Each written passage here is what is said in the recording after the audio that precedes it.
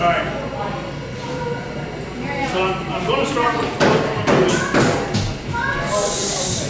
I'm going to start with a quote from a movie that Dad probably never saw.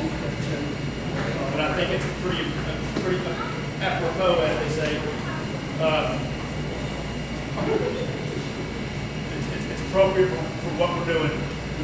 The quote goes, "There's one less person on the earth who knows our name, who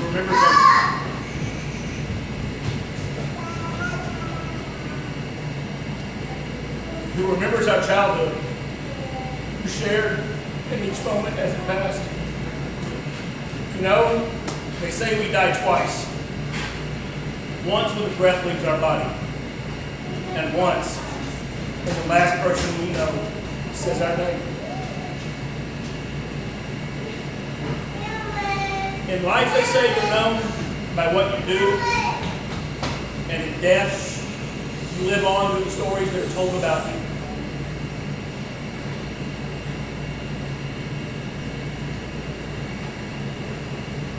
Proverbs chapter 12, verse 10 says, "A righteous man regards the life of his animal, but the tender mercies of the wicked are cruel." To my recollection, outside of hamsters and fish, Dad had 4 pets in my life. In fact, he might have only had 4 pets in his life. He had 3 in my life. 2 of them were beagles named Pokey. One he had as a child, and one was before Summer was born. I think I was 3. We had I forget the variety of cat now. A white long-haired cat. Her name was Penelope. Dad's mom had a fear of cats, and he learned to hate cats. But I remember the night, 10:30, 11 o'clock, when there was a knock on our door,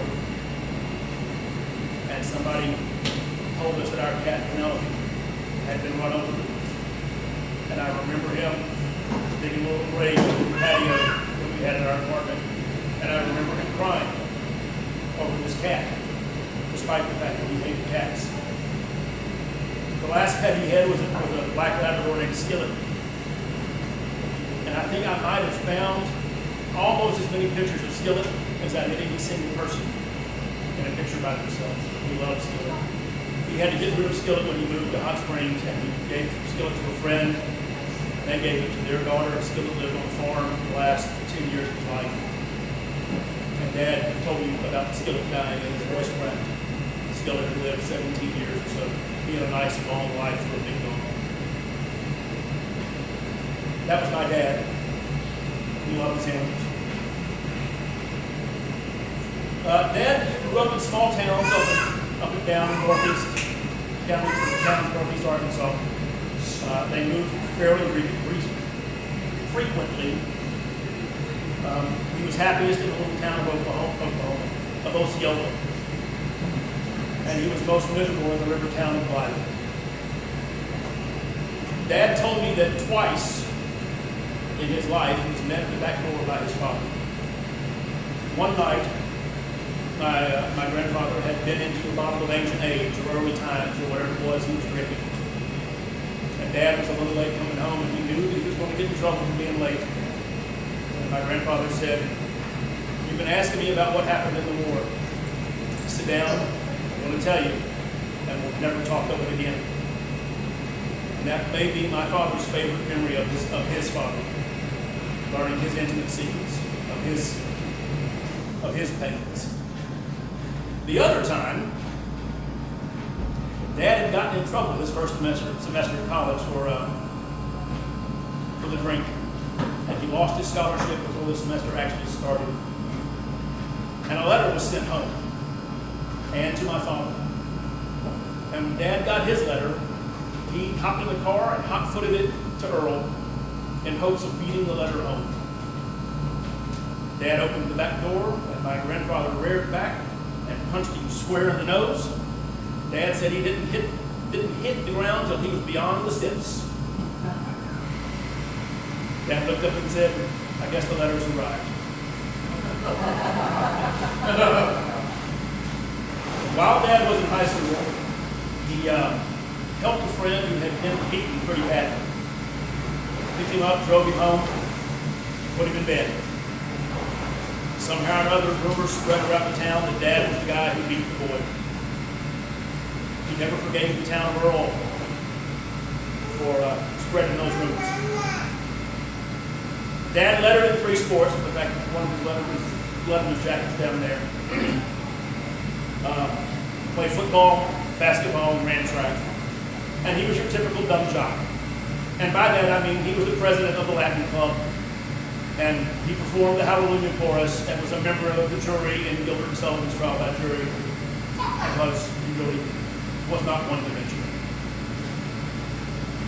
Dad self-defined as a maverick, and he's quite possibly the most sociable and maverick to have ever walked the face of the earth. I remember we would spend 2 nights a week with Dad, and we'd always start with a trip to the grocery store. And one night, we headed to the grocery store, and Summer says, "Daddy, I don't want to go to the store with you." He said, "Why not?" She said, "Because everywhere we go, you know somebody, or somebody knows you. And I just get embarrassed by all these people you know." But despite knowing so many people, having so many friendships, Dad was a very private person. When he hurt, he preferred to hurt alone.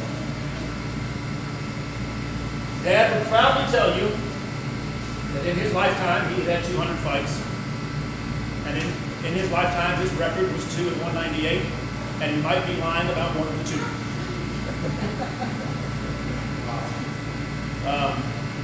And the lesson that he learned from that was never giving up.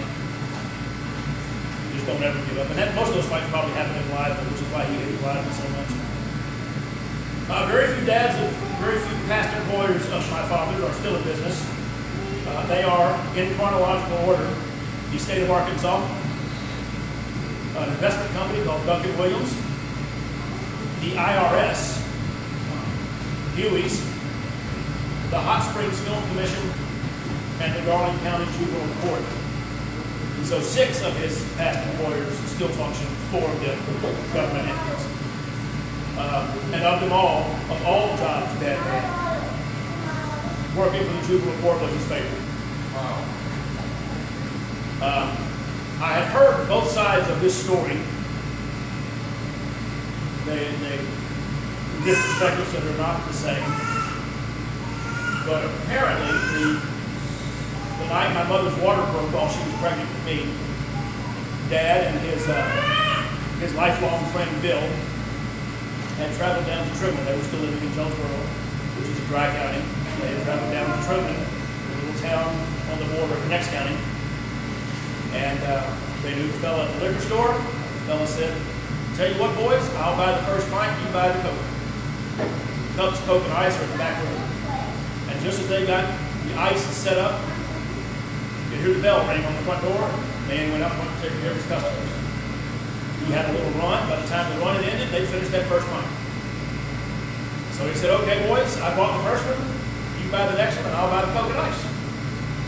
And just as they were getting set up, the bell rang on the front door. And by the time his business had slowed down, they finished the second pint. At which point in time, Bill and Dad, with a pint each in them, thought it was probably best to go home and not drink more. Dad gets home and he's maybe asleep for 20 minutes, 15 minutes. And Mom's water breaks. "I'm on the way!" And he said, "Can you just give me 30 minutes? Would you go wash the dishes or something?" And Mom said she did. Not knowing any better, she did.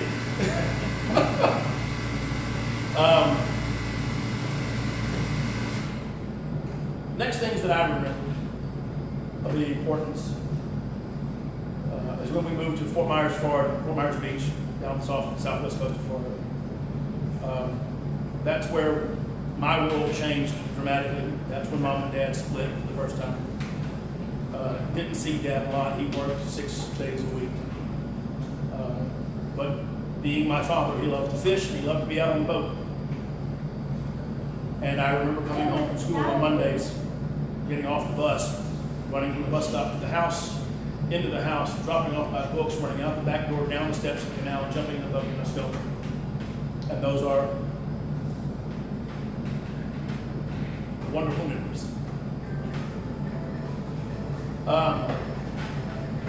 There are very few women on the face of this planet who could handle men who do the things my father liked to do. And in all honesty, he never really found one. Each loss of a potential mate or companion only drove him to do those things that women didn't like with a little more intensity. What he needed, as Willie and Wayland said, was a good-hearted woman who would love a good-timing man. I remember it might have been my first year playing soccer, which I think was 76, might have been the year after. Each team member is picked to bring orange hats or quarters to eat during halftime to keep our sugars high. He was going. And it was our visitation to Dad was our week to bring the oranges. And we went and bought the oranges and cut them up, put them back in the same little plastic produce bag. And we had quite a ride from where he lived to the field out in Germantown. And I'm playing with a bag of oranges, just spinning, and then letting it unwind and spinning. At one point I spun it too far and put too much pressure on the bag. And as you know, what fresh oranges will do, they'll leak or they'll drip. And all that juice that collected in the corner of the bag would split, and orange juice went all over his car. To say that Dad was unpleased with me is a gross understatement. It's the first time in my life I ever heard a phrase that, now that I think about it, it saved somebody's life once, because I was going to go kill him. But the phrase was, stop and think. What are the possible outcomes of what might happen, what you're going to do? And then shortly thereafter I heard, pay attention. So stop, pay attention, stop and think, pay attention, stop and think. I heard these things like a broken clock over and over and over and over and over again, or a broken record. Dad always valued education, not formal education, although he did value that as well, but he always valued education. Before there was cable in Memphis, we would spend a couple nights with his dad, like I said. We didn't watch commercial television, we watched PBS. We watched Nature. We watched Nova.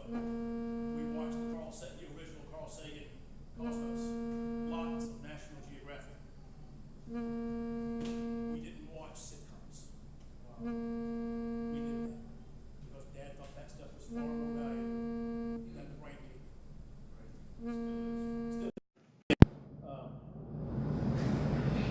Dad gave me the chance to learn the value of a dollar by letting me polish his shoes. Dad, not letting him. Dad was an absolute taskmaster when it came to doing work. But that goes back to the stop and pay attention. I learned how to do things right the first time, to spend the extra 5 minutes instead of the 30 minutes after undoing the mistakes. Dad was very giving. What he provided for me directly while I was in high school, he provided 2 trips to New York. 2 week-long or longer trips. He also provided for my honeymoon with Joanne 20-some-odd years ago. And we didn't go cheap.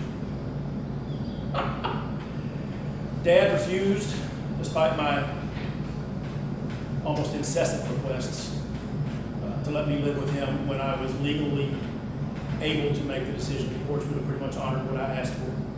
Dad would not let me leave because he didn't want me to abandon my sister. He said, she's the only 100% blood family you have, and you will stay with her and you will maintain a relationship with her because that's what matters is family. And later in life, as his older sisters were needing extra help, Dad helped take care of them, taking them lunch on a regular basis, spending time with them. And I learned again the value of family through his example, not through just what he told me. By the time I had turned about, I think it was 18, state of Tennessee had changed the drinking age from 19 to 21. But for some reason, they put in what they called a grandfather clause. And the grandfather clause was, if you were 18, you could drink in public at a place that served by the drink with a parent. And Dad thought that I should learn how to be out in public and drink. So he told me the do's and don'ts. And the only ones that I really remember are, don't drink sitting down. You'll get just as drunk sitting down as you will standing up. That's not going to protect you. He said the difference is, if you drink sitting down and you stand up, you won't know that your knees aren't going to support your body weight. But if you do it standing up, you'll feel that first buckle and you'll know to slow down. The other reason for standing up was that he said if you hear that unmistakable sound of a chair sliding across the marble, you know someone's about to get hit. And you're already on your feet and have a good chance of defending yourself, even if you're not the guy that's being attacked.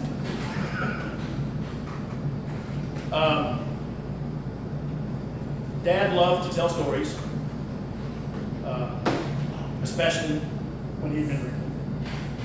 There was one story he would tell that all true. All 4 or 5 things he said were absolute truth. I was there. I was involved in most of them. They didn't all happen in the same day and the same story like he told.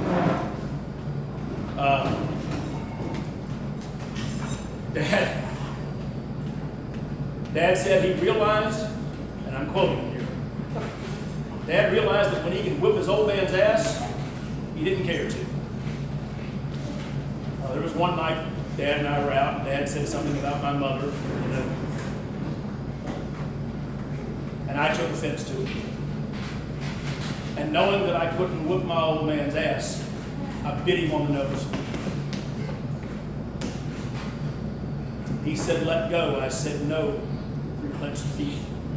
He said, "Let go." I said, "No." His fist, I could see out of the corner of my eye, his fist doubled, his hands came up, and he said, "Let go." And I said, "No." He said, "Why not?"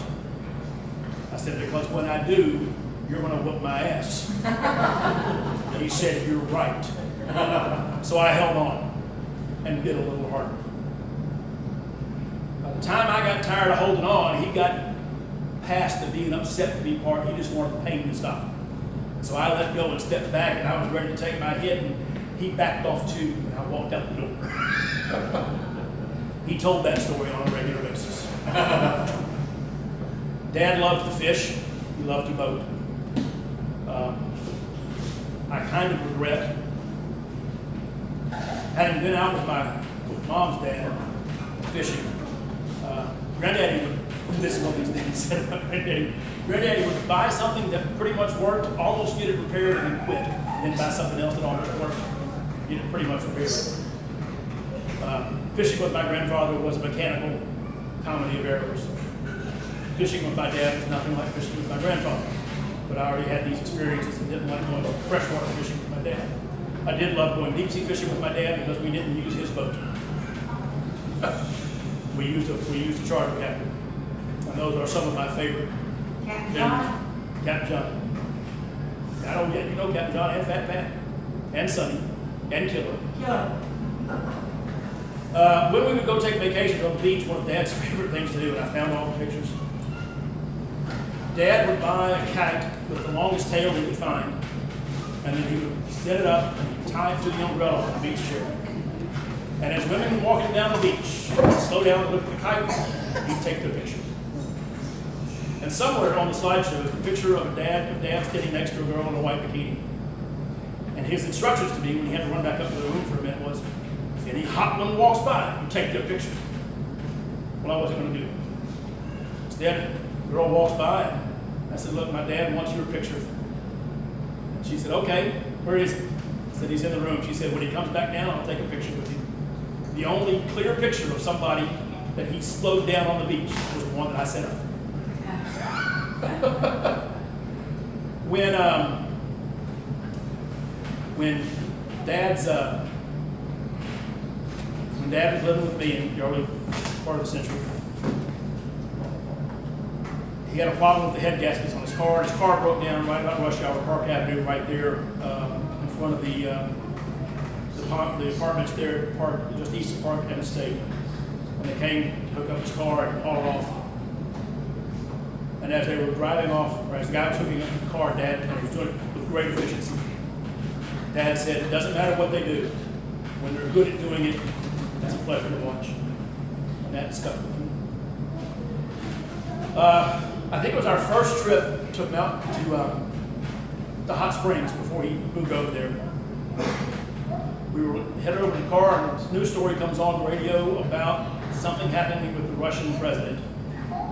And that was the night, or the afternoon, that Kinley and Corey were in the back car and created the Vladimir Putin song. They were so in love with the name. Putin, Putin, Putin, Vladimir Putin. And it was all about Putin, because they were, 8 and 10 years old at the time. That's what boys appreciate. But he never did forget that story. And he told it to me again, like I wasn't there in those last 3 weeks. When Dad first moved to Arkansas, or to Hot Springs, he talked about the largest mountain in the county, tallest. It's called Mount Riante. Mount Riante. Mount Riante. Look, boys, Mount Riante, Mount Riante, Mount Riante. It got to be such an inside joke that the first time that Andy and Greg came over with us, they stood on the balcony of the timeshare, and they called my dad out, and they pointed to him and said, look, it's Mount Riante. Stole his thunder. And he never pointed it out to us again. However, he did tell me later that a friend of his from college pointed out that Mount Riante is a very, very neat mountain. He wanted to know how he did that. Dad said, do what? He said, how is it when you're driving down Central Avenue, you look up and Mount Riante is on the left side of the road, and you look again, it's on the right side of the road, and then it's back on the left. The road's curved. And so your perspective changed. The mountain obviously didn't move. Dad said lots of times, and again in the last week, that he had made his peace with God. He knew where he was going to wind up when his life ended. And he quoted his father, my grandfather, and said, I know that one day I'm going to walk on those streets paved with gold. I just don't want to do it today or tomorrow. But he knew. We would close every phone call, and I still do this with everybody. Actually, I don't do it with enough people. But we closed every phone call and every visit with I love you. Didn't matter who was around. We didn't care. We knew. And the rest of them would go down the sand. Summer had a near fatal car accident about, I guess it was 17, 18 years ago now. She died about 3 years ago. And it pretty much crushed him. He made the mistake of telling me that he doesn't have favorites. He loves us the same but differently. And I knew that was a lie. He loved her more than he loved me. And that's okay. I knew he loved me. But when Summer died, he probably the first thing he lost was his crossword puzzle partner. When Summer didn't wake up from her accident, it took about 5 weeks, and she had speech language issues. And so my aunt, who worked with speech therapy, said do crossword puzzles, word finds, jumbles, all that stuff to help work her language skills. And Summer latched on to crossword puzzles.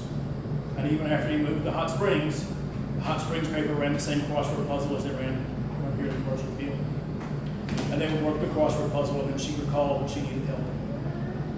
And that's when they would collectively solve the crossword puzzle together every day. Summer would call him 2 or 3 times a day, but the first was always the crossword puzzle. And that call was the one he missed the most. The week Dad went to the hospital was our family's week at the timeshare. And I honestly believe that he held on.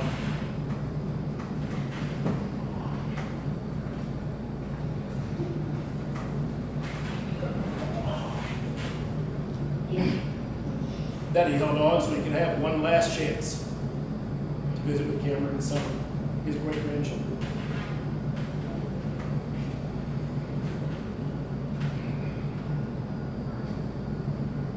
Dad loved to eat.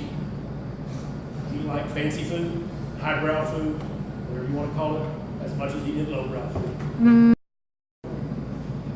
He wanted a grilled cheese sandwich with a piece of fried bologna in the middle.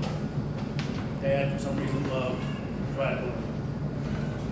Dad would take us out to eat once his finances got a little more stable. We'd go out one night or two that we spent with him. And I learned how to be in a restaurant. I learned how to order. I learned how to tip. I learned how to ask for things and prepare for what I needed before the food arrived, so the server had time to take care of us and not be rushed after the fact and then ruin our meal. Mostly we went to Red Lobster. In fact, I remember a time going with Mom and the whole other side of the family, as it were. And I took over. I knew what to do. And she was kind of blown away to know that I knew how to do these things because we ate lots of home-cooked meals. Dad took us to a place outside Memphis, Macy, called Bozo's. Took us for the barbecue. One of his favorite stories to tell about summer. We go to a barbecue joint, and she orders chicken salad sandwich. By the same token, there was a little cafe, office building right around, literally 200 yards from the apartment complex where Dad lived. And we would go there fairly regularly. And waitress asked Dad what he wanted, asked me what I wanted. She looked at Summer and said, "You want the usual?" And Dad said she was so proud. Again, one of these things he said in those last couple of weeks. She was so proud to have been somewhere frequently enough to be a regular and have the usual. She was probably 8 or 9 years old. But by the same token, Dad took us to Chez Philippe, in the lobby of the Peabody. He took us to Justine's, which I've noticed they're in the process of raising, and the folks following, so that we can learn how to eat in nicer places. Summer, no secret, Summer had a problem. Dad had taken her to a Narcotics Anonymous meeting in the middle of town. About an hour-long meeting, so there's no point in him driving 30 minutes back to Germantown to turn around and drive back and pick her up. It's a hot summer's day. And there's a father, a black man out there waiting on his son to do the meeting. And they live 30 minutes away. There's no point in going home for him either, so they sit out and talk. The following week, Dad brought a couple of cans of cold grape soda and offered them to the other father, the other man. And the man said, "I didn't realize you people drank this stuff." Dad said, "I love grape soda, it's my favorite." And they started talking about food. The black father's asking Dad, have you eaten this? Do you eat this? And he finally came to the conclusion, or realized, I said to Dad, "I didn't know white people ate soul food." And Dad said, "Soul food? I just thought that's what poor people eat." One of Dad's favorite types of food to eat was Chinese. And he would judge every Chinese restaurant on how they made the shrimp and lobster sauce. The rest of the menu could be horrible as long as he got good shrimp and lobster sauce. He didn't care, he'd take it.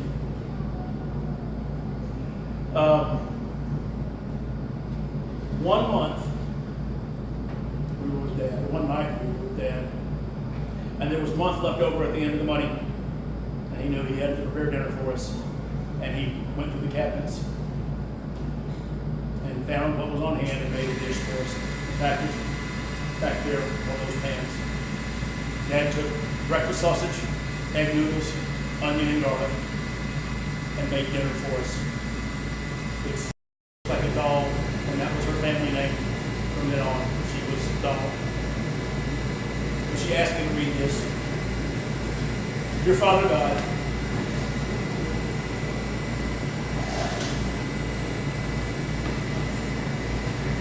thank you for my big brother Ken. He loved me unconditionally throughout my whole life. I could always count on him to be there for me, no matter what. A few days before his death, Ken and I talked about God and salvation. Ken told me that he knew God loved him, and he loved God. You said that we all, like sheep, have gone astray.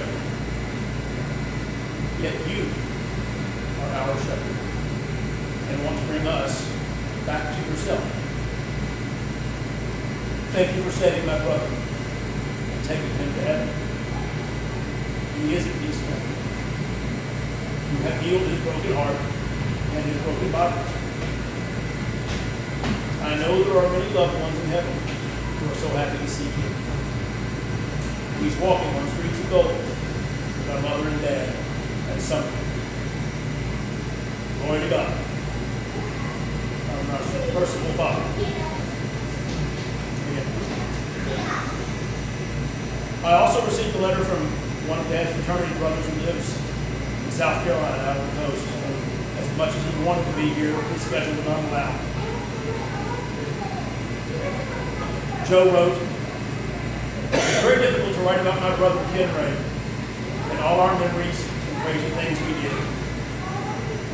In the winter of 1965, I was starting my second semester as a freshman at Arkansas State College. That's what it was called then, now it's ASU. It was time I started to consider pledging a social fraternity. In the apartment next to mine were a number of guys I liked, and they were all Pi Kappa Alpha, or Pikes. And they had begun rushing me. My decision was pretty much made to get a bid from them to join their fraternity. Several friends of mine from my hometown of Jonesboro were either members or prospective pledges of Sigma Pi fraternity.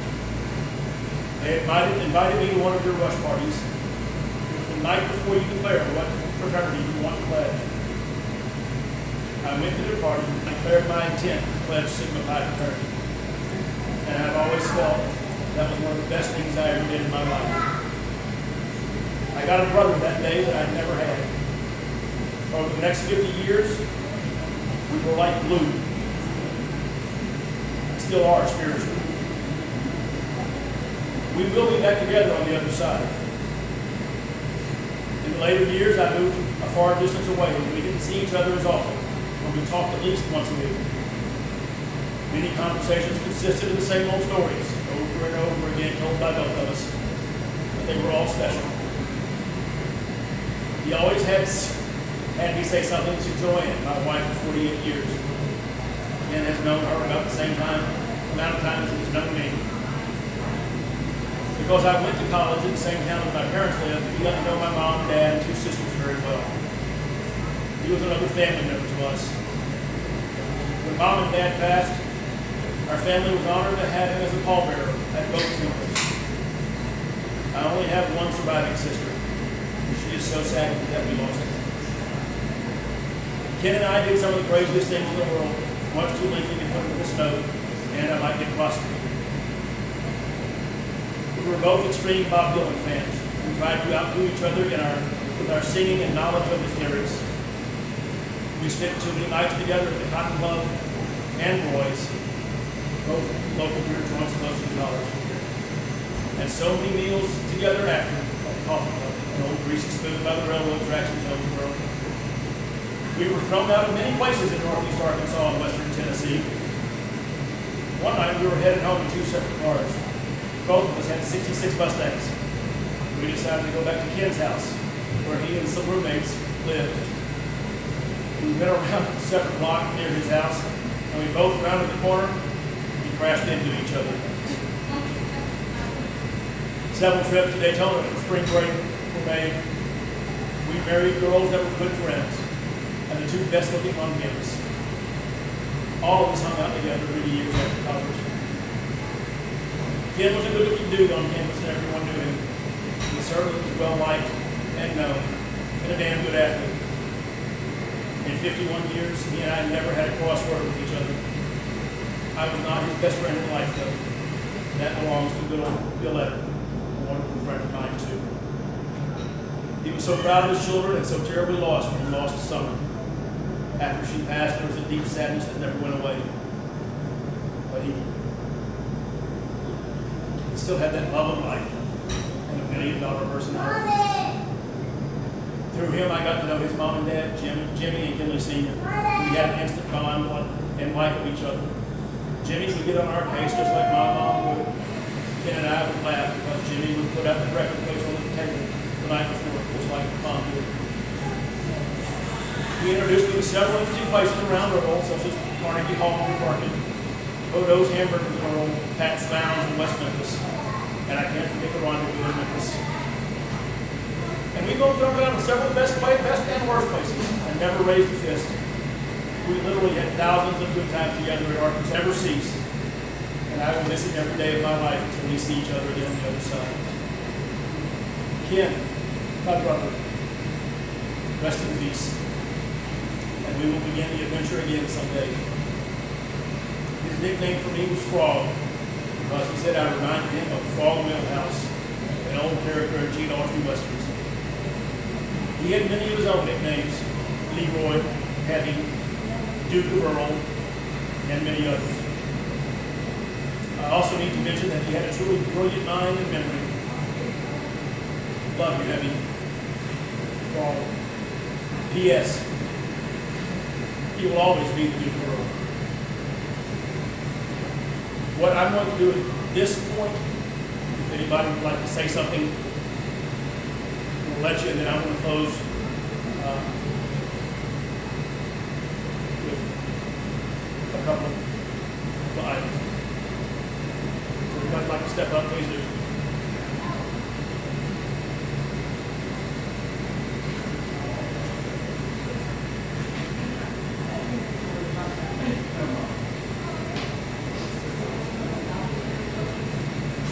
Well, for those of you who don't know who I am, I was Henry's wife, mother of Summer and Henry. And I really, Henry and I were very different. Different from the day we died. We had different lifestyles, and but as we grew, as we matured, you know, the Bible talks about the folly of youth. Well, we knew each other in the folly of youth. But the things you go through in life, and most of you here have been through a few things, I'm sure, to know what I'm talking about. It changes you, and life takes on a different meaning. And Kinley and I, he was more like a family member than a former husband. I loved Kinley, but I loved him as a family member. And I know he felt the same way about me. I got born again 34 years ago, and that changed my life completely. And I was the religious one in the family, probably still am. But whenever someone that we knew, their parents were dying or they were sick or something, he would always call me and ask me to pray for them. And as the years went, it got more frequent because we were losing more and more friends and, of course, more and more parents as it went. And, of course, I lost my parents, and he loved my dad and was very kind when my dad died. He would always call me on Mother's Day, and he would always call me on my birthday, and I can. All right. And, but after Summer, after Summer died, he really was lost. She really was so dear to him, and she was so dependent, or he was so dependent on those calls every day because she was dependent on him. And he would call me from time to time, and he would say, "Just thinking about Summer." And I know that you know how I feel. I know you know what I'm feeling.